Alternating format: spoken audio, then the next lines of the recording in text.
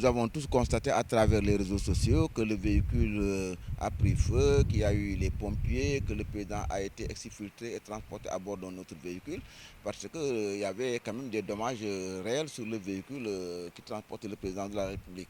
Alors, c'est dû à quoi? Mais actuellement, je pense qu'il faudrait laisser l'enquête technique déterminer exactement les causes réelles.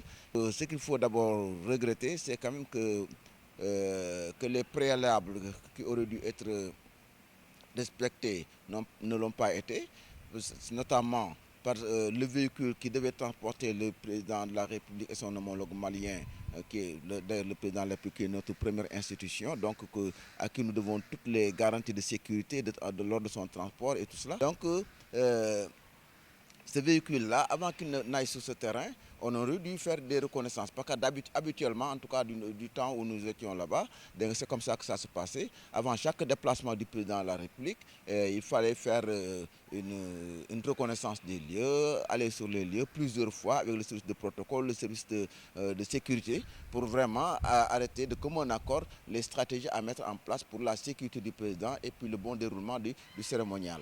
Donc ça, ce genre de véhicule, il ne s'agit pas de véhicules de série. C'est des véhicules commandés spécialement pour quelque chose.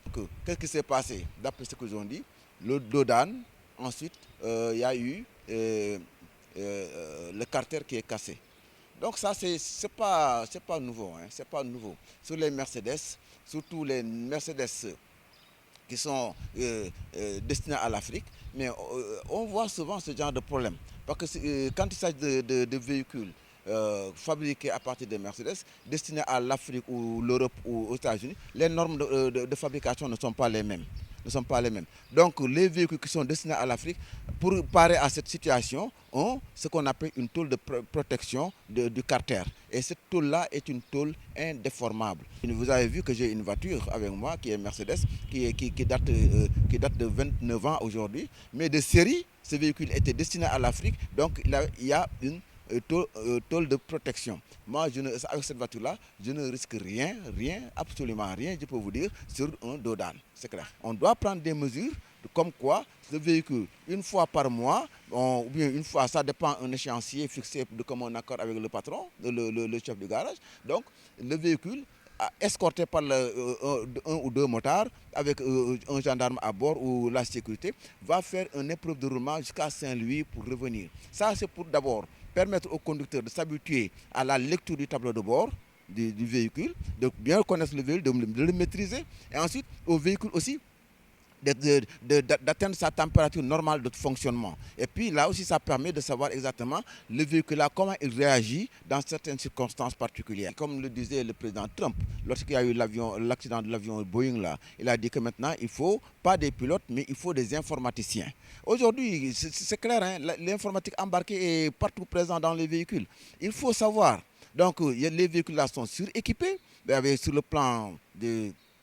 sur le plan amortisseur, par exemple sur le plan des pneumatiques, parce qu'aujourd'hui, c'est des véhicules, on ne peut pas dire que le véhicule peut tomber en crevaison, le président va attendre qu'on va changer les roues. Non, c'est des pneus qu'on appelle run flat, c'est-à-dire que vous pouvez rouler à plat de Dakar à Saint-Louis sans problème. Le véhicule, même en crevaison, va en toute sécurité. Donc, c'est des véhicules qui sont suréquipés. Les responsabilités, il faut les voir ailleurs. C'est-à-dire qu'aujourd'hui, même Mercedes a sa réputation engagée. Parce que quand même, livrer un véhicule de ce genre, de ce type, à une autorité aussi élevée qu'un chef d'État, qui n'est pas aussi un novice en matière d'automobile. Donc s'il y a ce genre d'incident, ça pose un problème. Eux-mêmes, ils ont intérêt à savoir et chercher à savoir techniquement ce qui est à l'origine de cet incident.